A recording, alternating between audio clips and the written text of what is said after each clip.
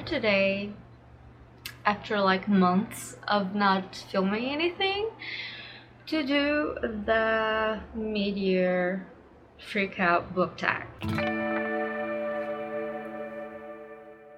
So yes, I have no chill. Let's start. But before I start with the tag, I think it would be cool to just go over what I read so far, like kind of stat-like, because I haven't made videos in such a long time that I think it would be cool to make a little summary of what I've read so far, which isn't a lot. I've been having a major reading slump this year, especially in April and June, May and June actually. I don't know why, and I'm trying to figure it out, and I don't know if it's because I'm not very much interested in the books I'm reading right now, but I can't just DNF them and start something else, because it's not that I'm not liking those books, it's just that I don't think they're grabbing me as much. But anyway, let's go to the summary. In total, from January, I've read 32 books. So my Goodreads challenge is supposed to be 100 books, so I've got to pick up a lot of scene for the second part of the year if I'm gonna do this. So in total, I've read 3 books in January, 10 books in February, 6 books in March, 6 books in April, 5 books in May, and 0 books in June so far. I have had 3 DNFs, 1 in April, 1 in May, and 1 in March. I've been trying to read more books in Portuguese because it's my native language, and I'm kind of losing it because I read so much in English that I feel that I'm not eloquent in my native language anymore. If I'm gonna tell someone a story, I would tell that story in 30 seconds in English, but it would take me like 2 minutes in Portuguese, because I would be like, what's that word, because all the words come to me in English and I have to translate it. That's how radical this thing is becoming. So I am like trying to read more books in Portuguese, and I've done a little bit of it this year. So out of the 32 books, 26 were in English and 6 were in Portuguese. As a method of reading, I've read 18 ebooks, 12 physical books, and 2 audiobooks. As for the genres, I've read 8 fantasy, 6 poetry. I mean, this year was poetry heavy. I've been reading poetry a lot. 4 contemporary, 3 nonfiction, and surprisingly 3 sci-fi, which is not my thing, but for some reason I'm getting into it. And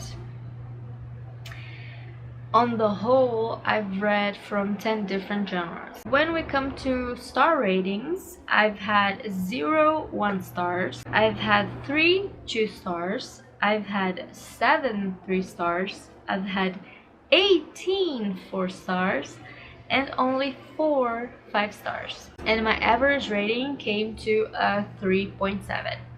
As in age category, I've read 15 adult books, 11 YA young adult books, and 4 middle grade books.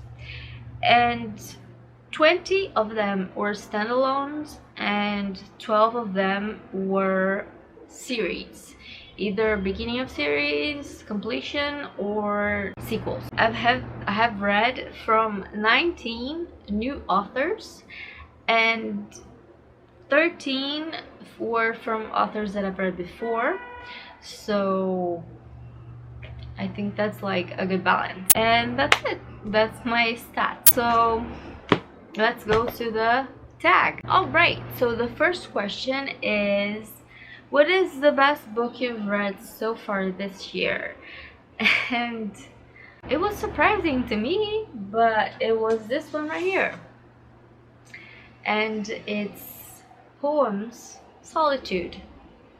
It's just books, poems about solitude. And this version, these versions of Everyman Library little pocket poetry books are so dainty and beautiful. I want to collect them all. So I've read love poems, and I bought the Lord Byron in this edition, and I want to buy them all now because I'm a fan of Sylvia Plath, and I really want her little Everyman Library Sylvia Plath, a bunch of other poets, but this one and the love poems I bought majorly because I wanted to like sample, you know, like, because I know it would have a bunch of different poets, and in the love poems and in the solitude poems, so it would be a good way for me to sample them and to see, oh, I really like this poet, I'm not really a fan of this poet, I really like this one, you know, so that I can make a list of poets that I actually want to go ahead and read more of. So it was really a good idea and it really helped me. But this, basically all of them were amazing. I don't know how, but just look at how many tabs I have in this one little book. I mean, it was so beautiful. I loved it so much. I was shocked that there was only one Rilke poem, because everything I read about him, even in his Wikipedia page, he's like dubbed the poet of loneliness and poet of solitary things. So it was really good, really good. And there was one poem by Sylvia Plath which just brightened my day, because the thing is with Sylvia Plath, I've read her collection of poems, Ariel, and that's it. When it comes to poems, I've read The Bell Jar, and I've read short stories, and I've read her journals, but the collected poems I have not yet read, because you know when you have a thing you really love and you don't want to have it be over. So I know I have the collected poems right there, and I know they are to me new and something I've never read by Sylvia Plath, and that keeps me so excited. But I know one day I'll read them, but for now I just want to keep them as something to look forward to. But it was really cool that in this little book there was one poem by her that I hadn't read yet, and it was obviously fantastic. But anyway, that's the one. The second question is the best sequel you've read so far. And to me, I haven't read many sequels this year. I've read 4 sequels, and I have to give it to Lore Olympus Volume 2. It's addictive as hell. Number 3 is new release that you want to read. And I was watching Book Roast haul one of these days, and I saw this book that really enticed me, and it's just one of those, man, that I just went ahead and went on Amazon and right in my basket. So it is Anatomy, a love story. It sounds gruesome and gory and feminist, and it's a love story. So it kind of gets all the good points already.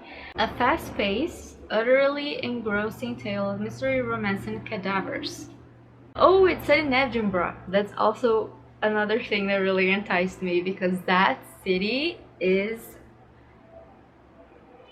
fairy tale like. It's so pretty. It's just the architecture, everything is just to die for. It has this beautiful foil cover. I didn't know when I bought it, but I am excited. Number 4, most anticipated release that hasn't happened yet. So like in the next half, the second half of the year, I couldn't find any. I'm not a person who is like actively searching for new releases, because I have so many things to read already. But there was one little thing that I was like, yeah, I'm interested, and when it comes out I'm gonna read it, and it's Heartstopper Yearbook, the Heartstopper Yearbook by Alice Oseman. Seems like a fun light read, and it's always so cute. Number 5 is my biggest disappointment so far, and I am sad to say, because I bought this thing hardcover, and it was one of Book Roast's Armoni's book club book of the month, and I couldn't get past page 80 something. So it's Daughter of the Moon Goddess. Look how stunning this cover is. I mean, it's just beautiful. But the story was so lackluster. It was so annoying. It was so predictable. It had all the tropes you can imagine of YA. It like immediately had I didn't actually read through it, but I know that immediately she meets 2 guys, so there's a love triangle, and I was just not up for it. And I'm in a stage in my life where if I'm not enjoying a book, and this book is a hefty book, if I'm not enjoying a book, I am going to put it down and read something else that I want to read. So basically I think I read, let me see, this much of this book, and I put it down. Next question is biggest surprise. Number 6, I have two of them. One is not a big surprise, but because everybody loves this book, everybody who reads it kind of has nothing bad to say about it, mostly. But I am not a science fiction girl. I rarely read science fiction, and there's the very prevalent problem that I am mortified. I am very scared of aliens. Not, you know, Arrival, not like those aliens, but those like humanoid aliens. I can't. I just, it's like a phobia that I have. But the biggest surprise this year was Illuminae. Illuminae by Amy Kaufman and Jake Kristoff. This was so good. This got me hooked from the get-go. It was just so good. I can't. And it doesn't deal with aliens. It deals mostly with an AI that's gone rogue, and it's so fun, so interesting. And it helps that it's like mixed media, so the books are also beautiful, because I'm not doing this anymore, but I used to do this a lot, and I did it with this book, this trilogy, in which I just heard about it and heard that people liked it, and I went ahead and bought all of them. And I used to do that a lot, and I don't do it anymore. But when I bought this one, I was doing that. So I bought the 3 books of the trilogy in hardcover, and it paid off. This time it paid off. So it's so beautiful. It has this like see-through dust jacket, and the book itself, it's like a document that's redacted. See, it's so cool, so cool. And look, I loved it. And look how pretty. It has just a million different things. It has briefing notes, chats, classified notes with a bunch of redactions.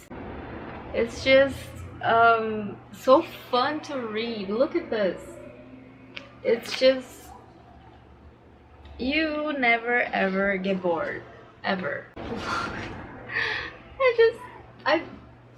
I fell in love with this, and I can't wait to read Gemina, because most people who've read the trilogy prefer Gemina, so it's right there staring at me, and I will read it when I finish the books that I'm reading right now. And the other one wasn't that surprising either, because I love her songs and I love the lyrics of her songs, so I know she's a good poet, because when you write lyrics, it's kind of writing poetry. And that's Lana Del Rey's book of poetry called Violet Bent Over Grass. I don't remember. Violet Bent Backwards Over the Grass. That's the name of the title of the book, and it surpassed my expectations, because usually when these artists, like singers or actors or artists, try their hands at poetry, it kinda never comes out very good. It's just a thing.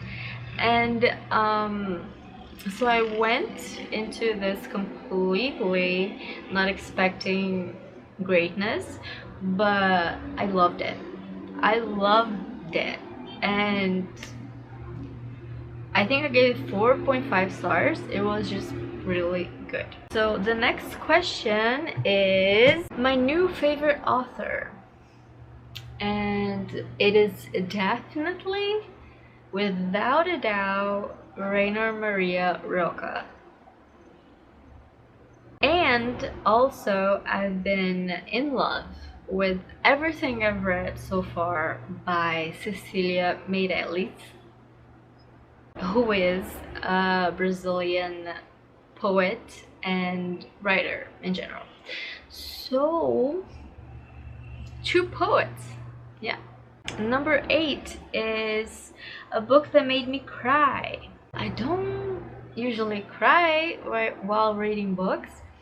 I cry litters of tears while watching movies or TV series, but never books. I don't know why.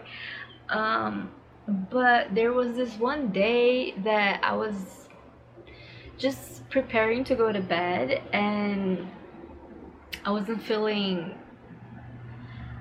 sleepy enough, so I just opened my phone and was like, I'm gonna just read one, because I was reading the Book of Images by Rilke, and I was like, I'm just gonna read one poem and go to sleep. And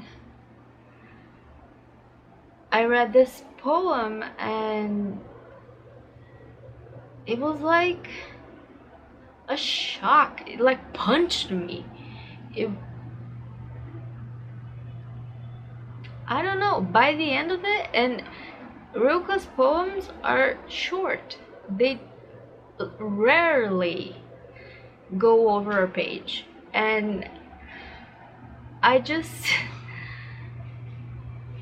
sat there with tears like literally rolling down my face. I wasn't sobbing or anything, but I was so touched and so emotional after reading that poem, and I don't think anything I've ever read had that effect on me, so major props to Rilke and that poem. I actually wrote it on my bullet journal, so I'm gonna see here. It's called The Silence. Right here. Book that made you happy, and for that I think I have 2. One of them is A Boy Called Christmas. This was just so whimsical and innocent and beautiful, and just the way it was written, it didn't shy away from suffering and sadness, and because it's a middle grade, but it touched my heart. It was really good. And the second one is a nostalgic one for me because it's a book from my childhood, from a very famous Brazilian author. Like here in Brazil, it's like a classic, a major classic of children's books, and it's called O Menino Maluquinho, which translates to The Little Crazy Boy. It's so beautiful. It's so beautiful. It has like these really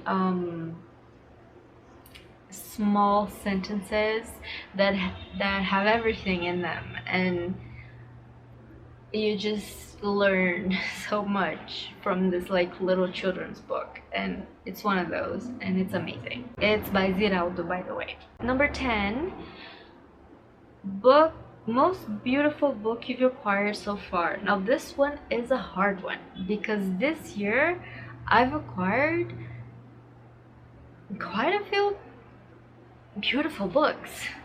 I have to say, I've been subscribed, not anymore because budget, but I've been subscribed to a Brazilian subscription book box called the Classics Literary Club. Yeah, and they make these amazing editions of classics, and it's just to die for. So the first one I'm gonna show you was the first one I received. I was so mesmerized by it. I was like, I am excited for what's gonna come. So the first one was this one. Look at it. Just look at this. It's so beautiful.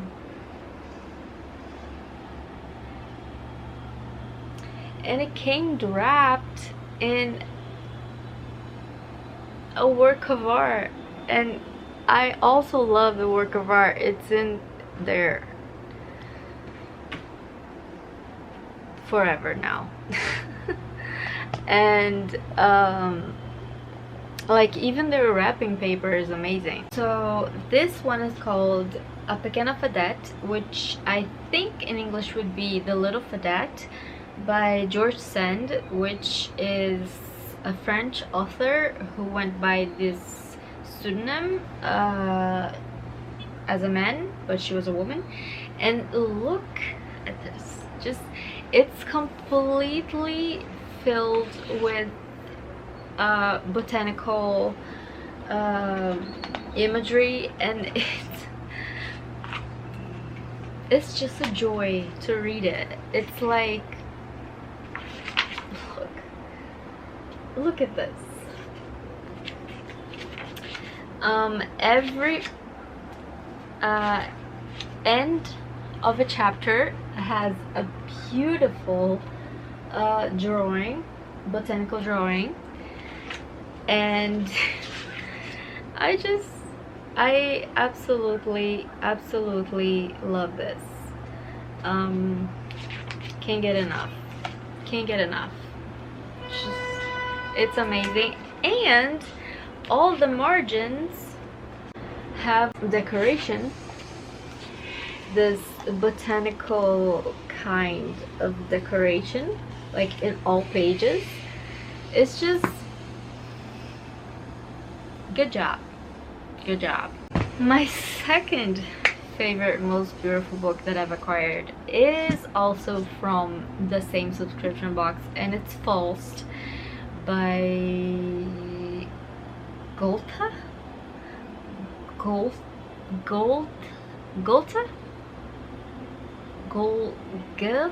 I have no idea. How to pronounce his name, sorry. But just look at this. Look. It is just so beautiful, and it also has beautiful end pages and illustrations all throughout the book, and I can't with you guys. I'm just telling you right now, I can't. Just look at this. Look at the presentation. It's just, I can't wait to read this, even though it is an epic poem, and I didn't think it was, because I am kind of afraid of those. Look. Anyway, another book I want to shout out is from a Brazilian publisher who is top-notch in their quality, and the quality and how beautiful their books are, and it's called Dark Side, the publisher. So they mainly publish horror and mystery and thrillers, but they also publish other stuff too, but mainly that. But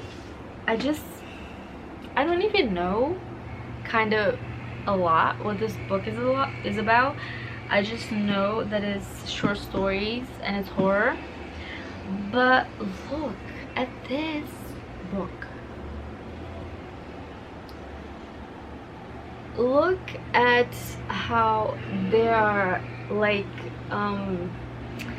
the little ants are foiled, just the little ants, and it's just like these little details, and it's just so amazingly beautiful. And then no, also gilded edges. And I love that there's no title here in the front, there's no title here in the spine.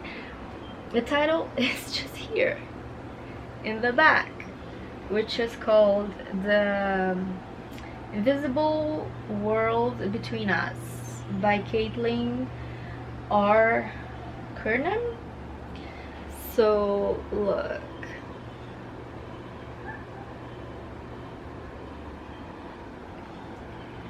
just fantastic. And then you open it and look at these. Oh my god. And then it's all illustrated. It's beautiful. It has like some words written in kind of a,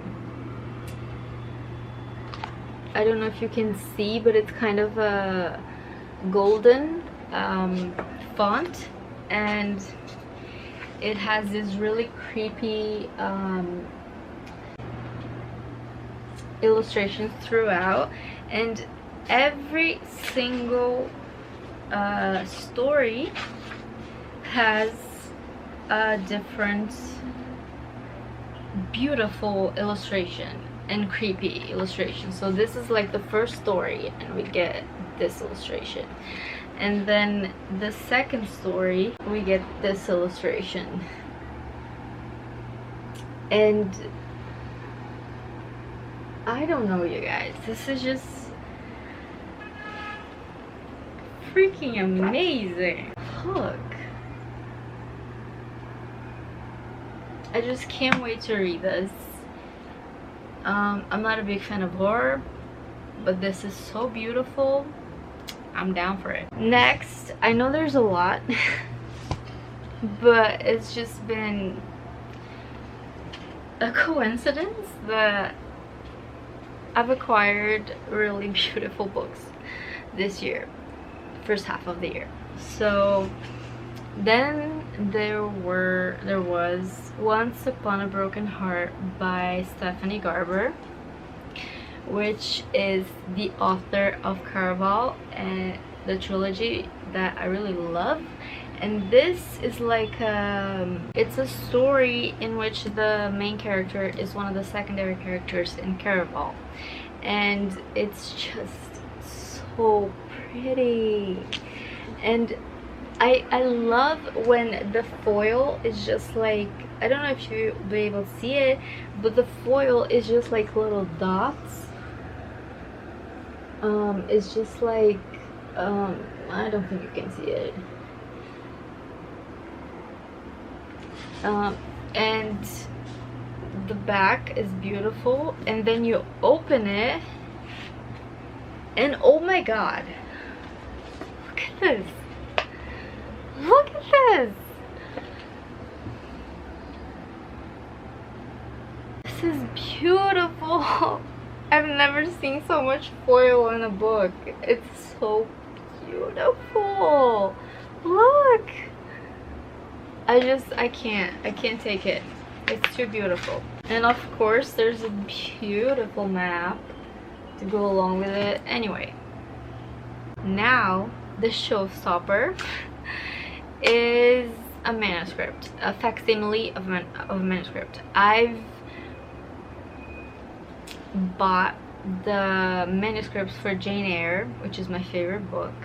All this shelf completely here is just copies of Jane Eyre, and the one in the middle right there, this big beige thing, is the manuscript. It comes in 3 volumes, and it's her handwriting. It's Jane Eyre in Charlotte Bronte's handwriting, and how would I not go for it? And then because I was like, oh my god, if they publish, it's a French publishing house called SP, and they mainly do these manuscripts, and I was like, if they publish a Jane Eyre, Jane Austen something, I will go broke, and because I will buy it. But the thing is, Jane Austen didn't usually get a notebook and wrote in the notebook. She mainly used loose paper, and then she would gather all the loose paper and glue it in a notebook and create her book. But there's one novella that's actually from her juvenilia. I think she was 19 when she wrote it, or 18, called Lady Susan, which is a epistolary novel. It's just completely in letters, and she wrote it in a notebook. So they came out with this manuscript of Jane Austen for Lady Susan, and I couldn't help myself. And they are just it's like a book made for royalty or something. Just look at this. Look how magnificent this book is. It has the Jane Austen right here, and on the other side it's just as beautiful, but it has the Lady Susan title, and the word manuscript, Jane Austen SP Books. And then you take it out of the box, and oh my god, this is the front, this is the spine, and this is the back. And it is limited copies. It's just 1,000 copies, and it says what copy your book is. Mine is 595, and then it begins. And I can't fathom. This to me is so beautiful. It's such a, I don't know, something. If you're a fan, I waited like 4 months for this to arrive, and I was not mad, because when I opened it and I saw this, I was jumping around with happiness. It's so freaking beautiful. So that's it. Sorry, this was long. And the last question is books. I'm gonna be fast now. Books that you want to read by the end of the year. and I have a few. I'm gonna make actually a video of books that I want to get to before the end of the year, and there's so many, but I've gathered 5 just so you can get an idea. So first off, we get Giovanni's Room by James Baldwin. I am just so curious and, I don't know, enticed by this book, and I really want to know what it is about. And I kind of know what it is about, but to finally read it and and be in on the mastery that I think this is. The other one is Know My Name by Chanel Miller. This one, I should have read it by now, but I deal with anxiety and depression all the time, and I fear that some things might trigger me, but I do really want to read this book. Then we have, on a lighter note, The Cruel Prince by Holly Black. This was one of those that I bought the whole trilogy without even reading the first one, and I think it's gonna be super fun, and from what I've heard, and I want something fun and light. The other one is one that I think for 3 years now I've got it on my TBR and I never read it, and I have to read it now because it's ridiculous, and it's Rebecca by Daphne du Maurier. This has been long coming. It has to happen this year. I'm probably gonna make like a, I don't know, I have to read this. Every time I pick up this book, I read the first sentence, which is kind of iconic, and I just put it down. I don't know why. It's like maybe I'm not ready for it. It's like last night I dreamt I went to Menderley again, and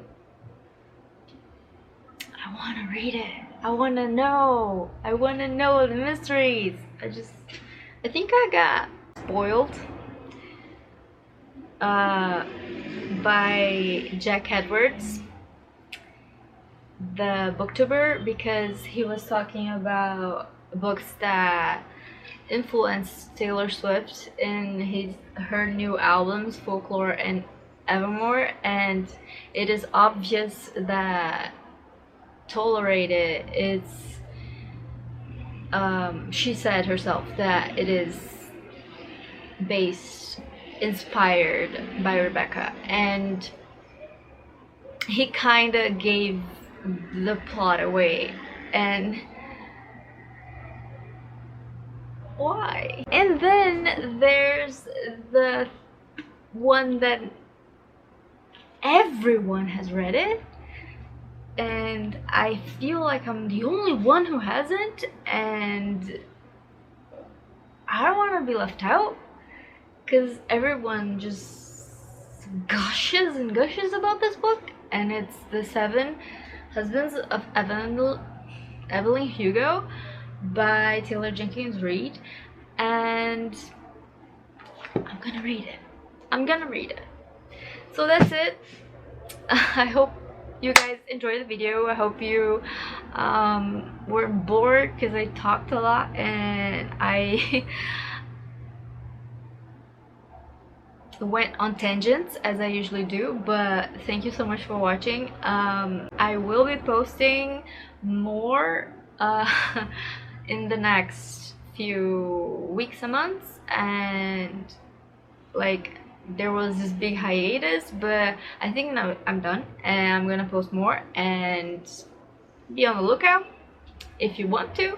Anyway, just like and subscribe and if you wanna, and thank you for being here and listening to me talk about books.